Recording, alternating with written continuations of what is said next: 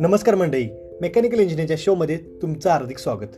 याच आठवड्यात एक दिवस होऊन गेला. दिवस होता प्रेमाचा. हो, बरोबर ओळखलं तुम्ही.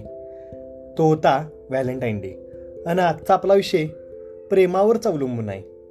विषयाचं नाव आहे तो, ती अन ऑनलाईन प्रेम. तर चला सुरू करूया आपल्या विषयाला.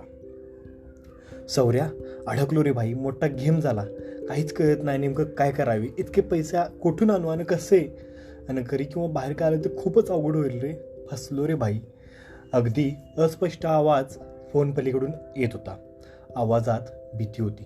सगळं संपल्याचा भास होता.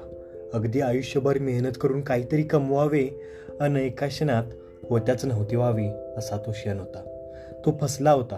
तो अडकला होता. आता आपली बदनामी होणार आणि कुठे तोंड दाखवायलाही जागा राहणार नाही अशी त्याची गत झाली होती. काहीच दिवसांपूर्वी त्याची इंस्टाग्रामवर एका मुलीशी ओळख झाली होती. झालं असं की त्याला तिची फॉलो रिक्वेस्ट आली आणि म्युच्युअलमध्ये अनेक जण होते, त्यामुळे त्याने स्वीकारली. लगेच त्यानेही तिला फॉलो केले. काही दिवसात हाय हॅलो जेवण झालं का वरून थोडी ती जास्त जवळ येऊ लागली. ती होती राजस्थानमध्ये आणि हा इथे पुण्यात. त्यामुळे प्रत्यक्षात न भेटता ते फोनवरच चॅटिंग करू लागले आणि नंतर कधी व्हॉट्सअपवर आले हे त्यांनाही कळलं नाही. आयुष्यात पहिल्यांदाच कोणती तरी मुलगी आपल्याशी इतकी बोलतीये, इतकी काळजी करते, त्यामुळे तो खूप आनंदी होता. अनेकांना आयुष्य कमी पडतं प्रेम या शब्दाचा अर्थ समजायला, पण याला मात्र ते 15-20 दिवसातच झाले होते आणि तिकडूनही होकार झाला होता. पहिलं प्रेम तसं सर्वांसाठी खासच असते.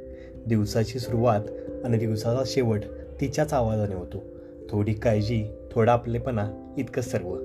त्यामुळे त्याला तर गगनठेंगणे झाले होते.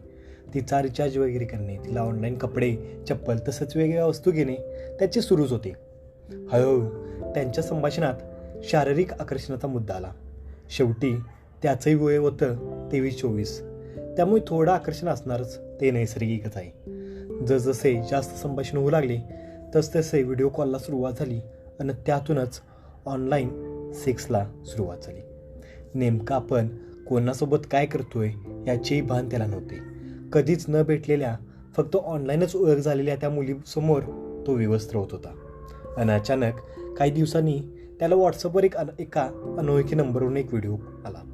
तो व्हिडिओ त्याचाच होता, विवस्त्र अवस्थेत.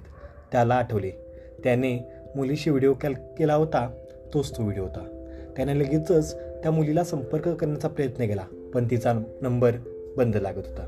त्याने व्हॉट्सअपवर पाहिले तर अकाउंटही बंद. इंस्टाग्रामवरही तीच परिस्थिती.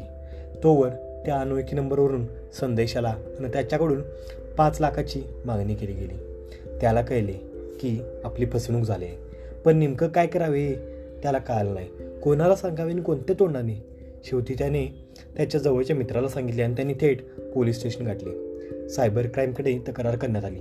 त्यांनीही गुप्तता पाळत तपास केला, पण यातून जो त्याला मानसिक त्रास झाला तो कधीच भरून न निघणार होता.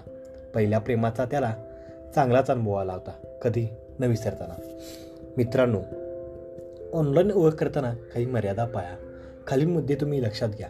अनोळख्या व्यक्तीची फ्रेंड रिक्वेस्ट अजिबात स्वीकारू नका.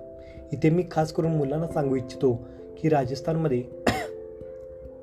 गावच्या गावं सेक्सटॉर्शन या विषयाचा वापर करून तरुण वर्गाला लुटत आहेत. त्यामुळे अनोळखी मुलगी, स्त्रीची फ्रेंड रिक्वेस्ट स्वीकारू नका. कधीच न भेटलेल्या व्यक्तीशी व्हिडिओ कॉल करणे, त्यांना आपले फोटो पाठवणे टाळा. जर तुम्ही अशा कोणत्याही गोष्टीमध्ये अडकला असाल तर घाबरू नका. थेट पोलिसांशी संपर्क करा. पोलीस आपल्यासाठीच आहेत आणि तुमची गुप्तताही पाहिली जाईल, त्यामुळे घाबरू नका. तर मंडळी, कसा वाटला शो? थोडा वेगळा होता पण महत्त्वाचा होता. आवडल्यास नक्की लाईक करा. तसेच हा विषय तुमच्या मित्रांनाही सांगा. धन्यवाद.